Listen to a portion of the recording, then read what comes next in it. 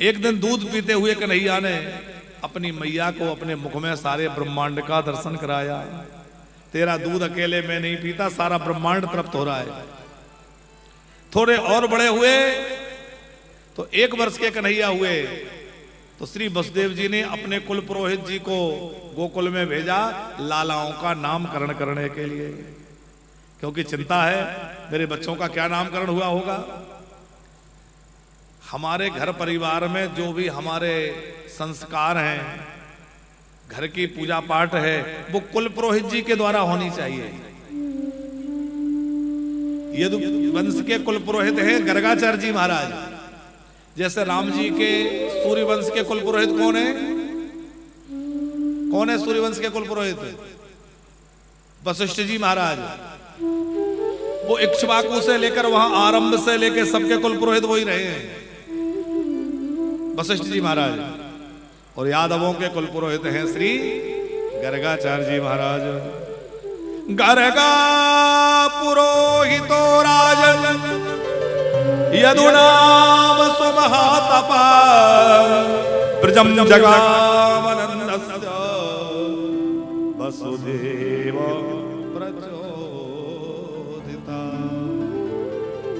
श्री वसुदेव जी ने प्रार्थना करी, हे गर्गाचार्य जी, देखो जो रोहिणी नंदन है वो तो मेरा है, इस बात को सारी दुनिया जानती है, लेकिन जो यशोदा नंदन बन के लीला कर रहा है वो यशोदा जी का बेटा नहीं है, वो देवकी के गर्भ से जन्म लिया है, देवकी का अष्टम पुत्र वही है। सारी बात बतलाई। गर्गाचार्य जी बोले, यही तो मैं सोच रहा था कि आखिर वो परमात्मा चला, उसका अवतार हुआ, पर वो कैसे क्या हुआ। गर्गाचार्य जी गदगद हो गए, सोचे मेरे तो भाग्य खुल गए, मुझे प्रभु का नामकरण करने का अवसर मिल रहा है। बड़े प्रसन्न होकर गर्गाचार्य जी मथुरा से गोकुल पधारे। नंद बाबा ने खूब सत्कार किया और कहा, देखो ब्राह्मण जन्म से ही तीनों वर्णों का गुरु है, इस नाते आप हमारे भी गुरु जी हैं, तो हमारे बच्चों का नामकरण आप ही कर दीजिए। त्वं ही ब्रह्म वेदाम श्रेष्ठा संस्कारान् कर्तुमर्हसि वालयोरयोर्नृणां जन्मना ब्राह्मणो।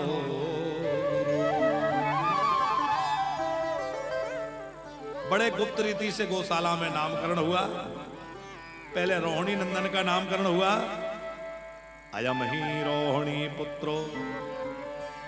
अच्छा, माताओं ने लालाओं की अदला बदली कर रखी थी। रोहिणी जी के लाला को यशोदा जी ने ले रखा है और यशोदा जी के लाला को रोहिणी जी ने। यशोदा जी की ओर देख करके क्या बोले गर्गाचार्य जी, अयम ही रोहिणी पुत्रो रामायण स्वयं गुणे आख्यास्ते रामयति वलादिक्या वलंदिदो। ये जो रोहिणी जी का बेटा है, इसमें बल की बड़ी अधिकता होगी, इसलिए इनका एक नाम होगा बलभद्र, बलराम, संकर्षण। और फिर रोहिणी जी की गोद में देखा तो वहां कौन है? यशोदा नंदन। उनको देखकर तो गर्गाचार्य जी भाव समाधि में डूब गए। आंखें खुली के खुली रह गई, श्वास भी रुक गई, प्रेम में डूब गए और बड़ी कठिनाई से अपने भाव से बाहर आए और कहने लगे, आसान वर्णास्त्र्योरस्य गृह्णन्तो युगम तनु शुक्लो रक्तस्तथा पीत इदानीं कृष्णतां गतः। अरे मैया, ये तेरा लाला तो हर युग में आता है। अब कभी श्वेत वर्ण, कभी पीत वर्ण, कभी रक्त वर्ण, अब इस बार ये काला बन के आया है, इसलिए इसका नाम मैं रखता हूं श्री कृष्ण। अच्छा, एक बात ध्यान रखना, कृष्ण का मतलब काला नहीं होता, कृष्ण का मतलब मोहक, कृष्ण का मतलब आकर्षक। डॉक्टर साहब, जहां ज्यादा गहरा पानी होता है वहां कैसा दिखता है? नीला नीला। आकाश में जहां कुछ नहीं है तो गंभीर आकाश जो है वो दिखता है नीला नीला। तो जो ज्यादा गहरा होगा, जिसकी कोई सीमा नहीं होगी, वहां गहरा नीला रंग दिखेगा। श्री कृष्ण अनंत असीम परम ब्रह्म है, इसलिए उनका रंग ऐसा दिखता है। बाकी भगवान का कोई रंग नहीं है, ना उनका कोई रूप है, ना कोई रंग है। वो तो जैसी भक्त की भावना वैसा रूप लेके आ जाते हैं। पर गंभीर नील वर्ण क्यों है? बोले भगवान अनंत है, उनकी अनंतता के कारण उनके अंदर वह ऐसा रंग दिखाई देता है। गर्गाचार्य जी बोले इनके और अनेक अनेक नाम होंगे। बहु निशंति नामानि रूपाणि चा सुतस्य। तुम्हारे बेटे के अनेक अनेक नाम होंगे। गर्गाचार्य जी नामकरण करके पधारे। अब लाल जी धीरे धीरे थोड़े और बड़े हुए तो तुतला के बोलने लगे, घुटगन घुटगन चलते, और जो दीवालों में मणियां लगी हैं उनमें अपना प्रतिबिंब देख के बड़े मुग्ध होते हैं। कभी कभी नंद बाबा की जो दहली है उसको पार करने का प्रयास करते हैं। अब दहली थोड़ी ऊंची है, चढ़ नहीं पाते। एक दिन दहली पर चढ़ तो गए, पर उतरते ना बने तो उल्टे लटक गए। दाऊ भैया उतारो, भैया उतारो। दाऊ जी बोले हम भी कौन से बड़े, हमसे भी उतारते तो बनता नहीं। तब तक नारद जी लीला का दर्शन करने आए, और नारद जी हंस रहे जोर जोर से, वाह प्रभु धन्य है आपकी लीला। भगवान बोले हंसना बाद में, पहले हंस उतारो। नारद जी बोले उतारेंगे नहीं, ये तो आपकी लीला है, आनंद लीजिए। मैया अपने लाला को गोद में ले लेती है और बड़ा सुंदर लाड़ लड़ाती है। कभी बंदरों से खेलते हैं, कभी बछड़ों से खेलते हैं। मैया सुंदर श्रृंगार करती है, जाकर कीचड़ में लोट लगा लेते हैं। मैया कहती है अरे लाला, मैं तुझे इतना अच्छा सजा धजा देती हूं और तू फिर जाके कीचड़ में सब बेकार कर लेता है। तू कोई पिछले जन्म में सुअर था क्या? कन्हैया मुस्कुराए, दाऊ भैया की ओर देख के देखा, लगता है मैया को पिछला जन्म याद आ रहा है, मैं सूकर भी बन चुका।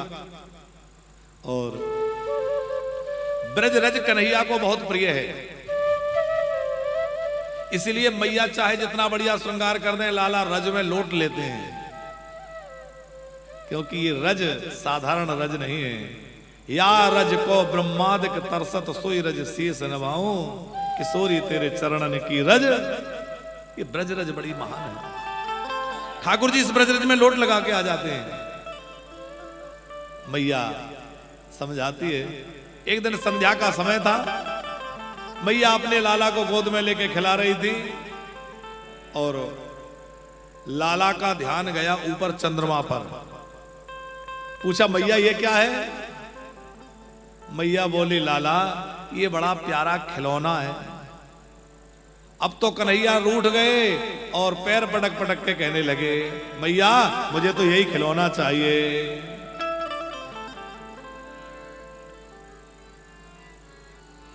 कि मैया मैं तो चंद्र खिलौना ले हो, मैया मैं तो चंद्र खिलौना ले।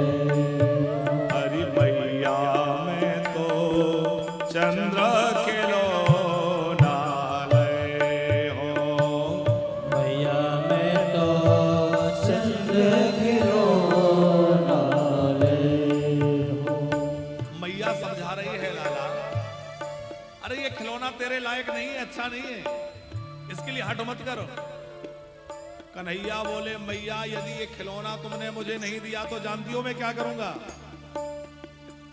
मैं गैया का दूध नहीं पीऊंगा। कटोरा भर के दूध देती हो ना, कहती हो पी ले। मैया कहती है लाला कटोरा भर के दूध पिएगा तेरी चोटी बड़ी हो जाएगी। अच्छा एक समय था कि जिसकी चोटी जितनी बड़ी उसको उतना ही ज्यादा वो रहता था कि देखो मेरी इतनी बड़ी चोटी। और आजकल भाई लोगों की चोटी तो गायब हुई, अब तो बहनों की चोटी भी धीरे धीरे गायब हो रही है? पहले जिसकी जितनी बड़ी चोटी उतना उसका नाम। अच्छा मुगल काल आया, मुगलों ने आतंक करते हुए लोगों की चोटी काटवाना चाहा। हमारे पूर्वजों ने मस्तक कटवा दिया, लेकिन चोटी नहीं कटवाई। हंसते हंसते गर्दन कटवा ली लेकिन चोटी नहीं कटवाई। तो आज हम लोग अपने आप चोटी कटवा दिए। मैया कहती है लाला तू दूध पी लेगा तो तेरी चोटी बड़ी हो जाएगी। कन्हैया कहते हैं इतनी बार मोए दूध पिए तो भव ये अजहू है छोटी, मैया मेरी कब ये बढ़ेगी चोटी। तो मैया दूध का कटोरा देती है, ये दूध पी ले तेरी चोटी बड़ी हो जाएगी। लाला बोले मैया सुरभि को पाने न करे हो, सुरभि को पाने न करे हो। मैं गाय का दूध नहीं पीऊंगा। मैया बोली लाला तू दूध नहीं पिएगा तो मैं तेरे बड़े भैया बलराम को दूध पिला दूंगी। तो दूसरी बात कन्हैया बोले बेणी सेरे ना गोधई हो, बेणी सेरे ना गोधई हो। हरि मैया मैं तो चंद्र खिलो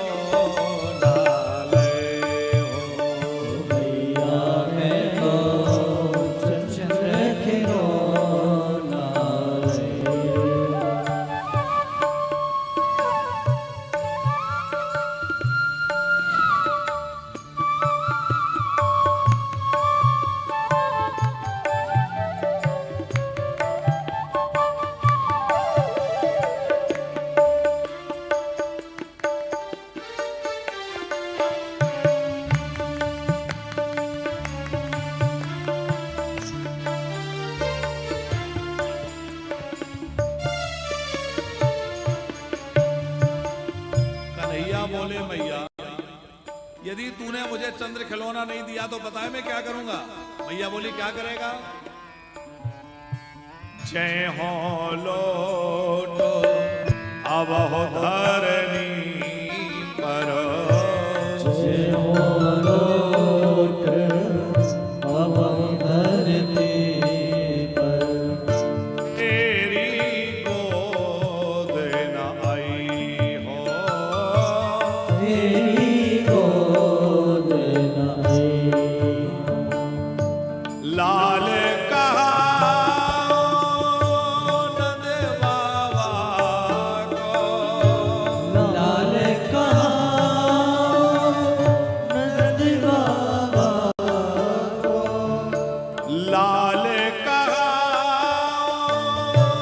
नंद बाबा को, लाल कहा नंद बाबा को। तेरा सो तो ना कहियो, तेरा सुत ना कहियो। हरि मैया मैं तो चंद्र खिलो मैया मैं तो चंद्र खिलौना रे। मैया तूने ये खिलौना मुझे नहीं दिया तो मैं भूमि पर लौट जाऊंगा, तेरी गोद में नहीं आऊंगा और सब सखाओं से कह दूंगा कि मैं यशोदा मैया का लाला नहीं, मैं तो नंद बाबा का लाला हूं। सबसे कह दूंगा लाल कहावो नंद बाबा को, तेरो सुतना कहियो मैया मैं तो चंद्र खिलौना।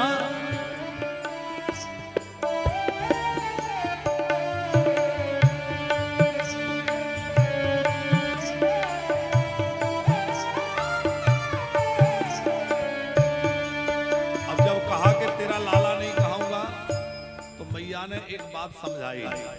लाला देख मैं तुझे इस चंद्रमा से भी बढ़िया खिलौना दूंगी। क्या खिलौना देगी।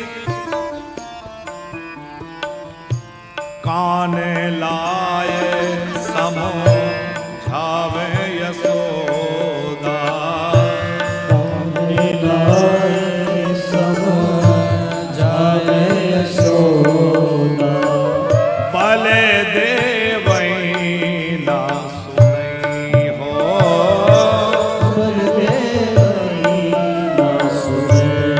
लाला देख कान में कहूंगी कहीं तेरा बड़ा भैया बलराम यहां सुन ले,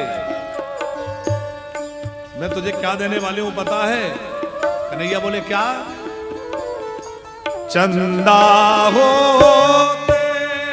अति सुंदर तो है, चंदा होते अति सुंदर तो है, चंदा होते अति सुंदर तो है, चंदा होते अति सुंदर तो है, नवल दुल्हनिया ले हो, नवल दुल्हनिया हो। अरे भैया मैं तो चंद्र खिलौना ले हो, मैया मैं तो चंद्र खिलौना ले हो। मैया बोली देख ये चंद्रमा जो है इसमें तो काला धब्बा है, मैं इस चंद्रमा से भी ज्यादा सुंदर तुझे बड़ी सुंदर नवल दुल्हनिया लाऊंगी। और दुल्हनिया की बात सुनी तो कन्हैया चंद्रमा तो भूल गए, अब क्या कहने लगे? मैया अब तो आज ही ब्याह करवे जाऊंगो और अब तो जल्दी से दुल्हनिया लाना है। सो मेरी सुनो मेरी सो मैया, मेरी सुनो तेरी सो मैया, आवही बिहान जई हो, अवैया हेर जय हो। सूर श्याम सब सखा बराते, सूर श्याम सखा बराते, नूतन मंगल गई हो, नूतन मंगल गए हो। अरे भैया मैं तो चंद्र खिलौना नहीं हो, मैया में तो चंद्र खिलौना, चंद्र खिलौना नहीं हो, चंद्र खिलौना नहीं हो। मैया अब तो कन्हैया रूठ गए, अब चंद्र खिलौना नहीं चाहिए, अब तो दुल्हनिया चाहिए। कि मैया मेरो ब्याह करा दे, कन्हैया कह रहे कि मैया मेरो ब्याह करा दे, मरघट माथे पे बंधवाए दे, अपने हाथ की मैया लाए दे दुल्हनिया यमुना पार की। ओ मैया मोहे लाले दुल्हनिया यमुना पार की। मैया दूल्हा मोहे बनल मरवट माथे पे लगवल अपने हाथ की। लाले दुल्हनिया यमुना पार की। लाए दे दुल्हनिया यमुना पार की।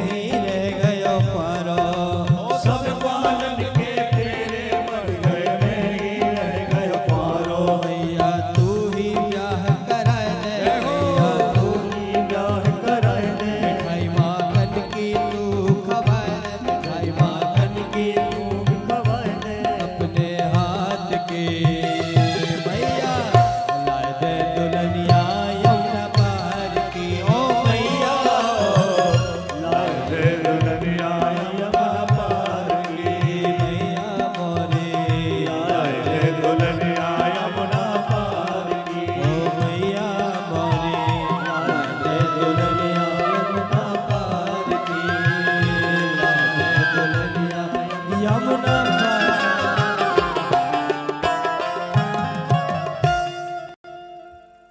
और बड़ी सुंदर बाल लीला ठाकुर जी की होती है।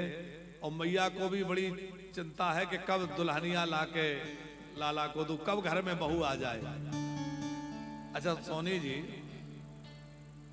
बेटे का जन्म हुए देर ना होती और माताओं को ये लगता है कि कब बहू घर में आ जाए, है? सबसे ज्यादा अरमान यही रहता है कब बहू घर में आ जाए।